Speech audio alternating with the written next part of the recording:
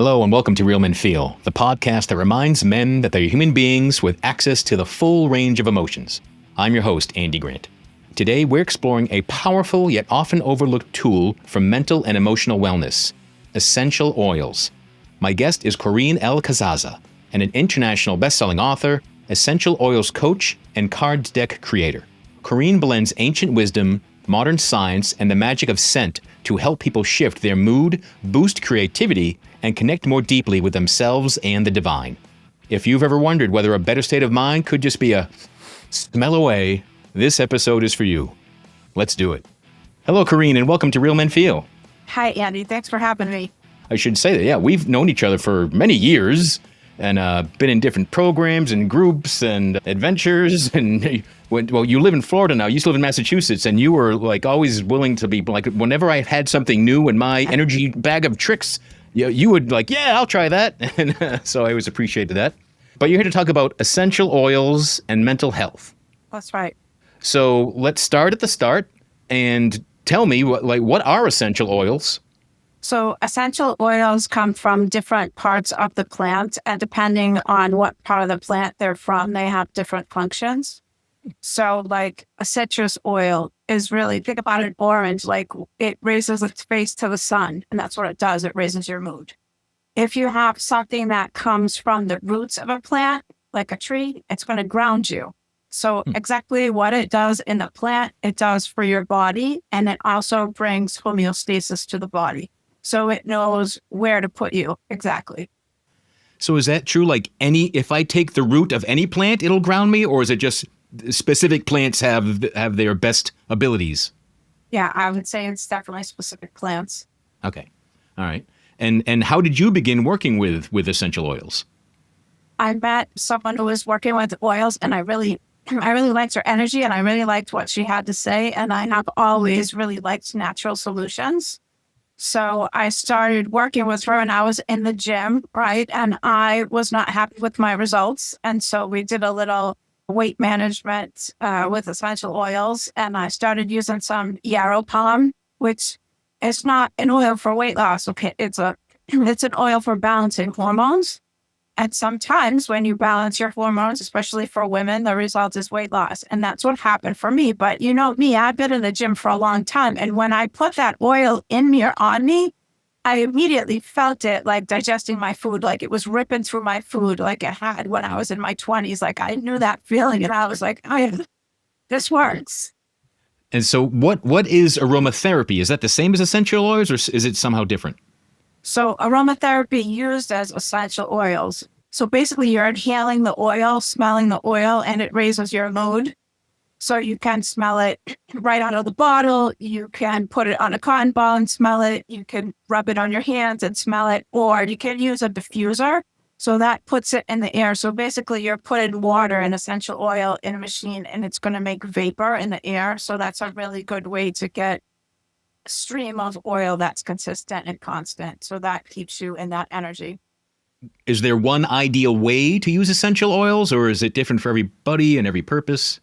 It depends on the person and what you want to do. I mean, really, every oil has an emotional component. So if you know what the emotional component is and what it can do, then you can get into literally any state that you want to in the moment. So there's a good guide called Essential Emotions. I think they're on the 13th edition now, and it will tell you every oil, what the oil is for, right? And so it comes with this handy dandy, what I call the wheel of emotions. And it's literally a wheel, and it goes around like it has peaceful, and then it has like 8 different flavors of peaceful. So if you want to feel some kind of peaceful, you look at that and you go, oh, balance. Okay, I want to feel balanced today. So I'm going to use some balance oil. Essential oils are all naturally made. It's not like you go to the local chemist and he concocts something. Well, now there's a question, right? So the oils that I use are doTERRA, and they're very pure and very tested. And in fact, we're the only company that will let you actually go and look at the label and see that they've all been tested. They're tested by a third party. So those are really the only oils I use. I mean, you could go to Walmart, right? You're not going to get the same quality. And some of those could be flammable even. And, essential oils should not be flammable. They're safe. One of the first things that you learn about essential oils is that they're volatile, which means they change states quickly. That means basically that they evaporate, right? So when you take one or you put it on your body, on your skin, it's the largest organ of your body, or you can ingest it even, it's going to evaporate. So it's not going to build up in your body. You're not going to have side effects. That's why you can dose a lot, because there are no side effects. And how do essential oils influence our emotions and mood so quickly? So the nose is an extension of the limbic brain. The limbic brain manages memory, emotions, and behavior. So think about, like, if you are walking down the street and you smell apple pie, and all of a sudden you're instantly transported to your grandmother's kitchen when you're 8 years old and she baked you an apple pie. That's why, because that aroma elicited that emotion and that memory. And so that's the way essential oils work too. Like if you smell lavender, it's really relaxing. When you smell it in, it's just like a big breath of and it just goes right to your neurology, and you can feel it. It's so fast. My sense of smell is like the weakest of all my senses. And so does that matter? If I can't smell and like label something, does it matter for my use of this? It will do its job anyway. All right. So how can we use essential oils to manage stress, anxiety, overwhelm? There are specific oils for that. So the first one I would talk about is deep blue. That is the oil of surrendering pain. That could be mental, emotional, physical pain. So if someone is resisting painful emotions, this will help them get through that and help them transform those emotions. So that's really a good place to start. Plus, for men especially, I call it the gateway oil, because it really works. Like usually the way that men stumble onto this is that they're sore from the gym, or, they're just sore, and they put this on their muscles and it works. And so then they are like, oh, this stuff really works. So then they're open to trying other things. Is there a plant called deep blue, or is this sort of a mix of other things? Yeah, so this is a blend of different oils. It has camphor, peppermint, so it's really minty and cool when you put it on. It also has wintergreen. It has osmanthus, which is the oil of gentleness. So it's a different blend that's proprietary to doTERRA. Yeah. Oh, so I was going to ask, I think most guys hear essential oils and might just tune out. But so you come at them for the physical benefit, you attach it to the gym, and that's kind of the hook? Definitely. There's so many ways to use it. Does the effect vary depending on the way you use it? Like I'm the queen of roller balls. So you put the oil in a roller ball, and there are different places to use it on your body for different effects. Like if you're going to use it, typically I will use it from my wrists to the crook of my elbow, because that's the place, for some reason, it raises your mood the fastest. Also, it's easy to smell, right? If you want protection, the area around your belly button, if you want protection, or if you need stronger boundaries. You want to speak your truth, it's your throat chakra. You want your intuition, your third eye chakra. You want your heartfelt wisdom, your heart chakra. And then if there is an oil that you do not care for the smell of, like I'll tell you, helichrysum is a little earthy. So is spikenard, which is the oil of gratitude. So it's a great oil to use. But if you don't like the smell of it, you can put it on the soles of your feet. Or you can have someone run it up and down your spine in the roller ball, which is really, actually, those two ways are really good for kids too. If you want to get some oil on kids and they're not really grooving on the smell of it. I found that interesting, that you cannot appreciate the smell of it, but still find ways to get benefit from that oil. Yeah. And then actually I find like those two oils I just mentioned, over time, like you get to like the smell of it. You just get used to it. And that's another thing. Like when you first start to use these oils, they're all natural. And we are so used to synthetic everything, right? That they're going to smell weird. And then after a while, you get used to it and you're like, oh, this smells really good. And then when you smell something synthetic, you're like, no, you can really tell the difference. Is there any sort of safety concerns of an oil interacting with the medicine or something else someone's putting on their skin, anything like that? use birch if you're using a blood thinner, but really there are very, very few contraindications for oils. They're, like I said, they're safe and natural, and they evaporate. So there's not too many contraindications. I will say, if you use a citrus oil, it's photosensitive. Like here in Florida, you don't want to put on a citrus oil and go out in the sun. You could get burnt, you know. So just a couple things to be aware of. There are some hot oils like cinnamon and peppermint that you don't want to use like around your eyes because they could burn you. And one interesting thing is the term essential oil makes it sound like there's fat in it, right? There's not. There's no fat in it. If you take like frankincense or lavender and put it on you, it's not going to stain your clothes. It's not going to stain your linens or your sheets. It's when you mix it with a carrier oil, like fractionated coconut oil is what's typically used. And fractionated is just a fancy way to say they took out the smell of the coconut. But then once you mix the oil with the FCO, fractionated coconut oil, there's fat in it. So yeah, it's going to stain your clothes and it's going to stain your sheets. So you need to be aware of that. And how do you use oils? How do you use oils during your writing and creative work? To use clary sage a lot. It's the oil of clarity, and vision.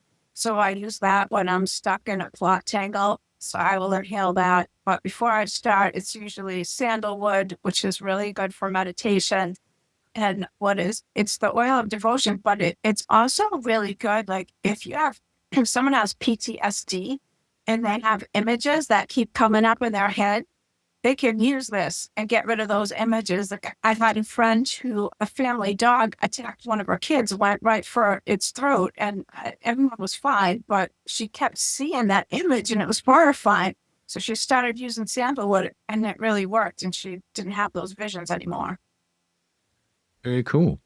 So essential oils aren't just for kind of to avoid things or deal with negative emotions. They can actually enhance things like your creativity, your clarity.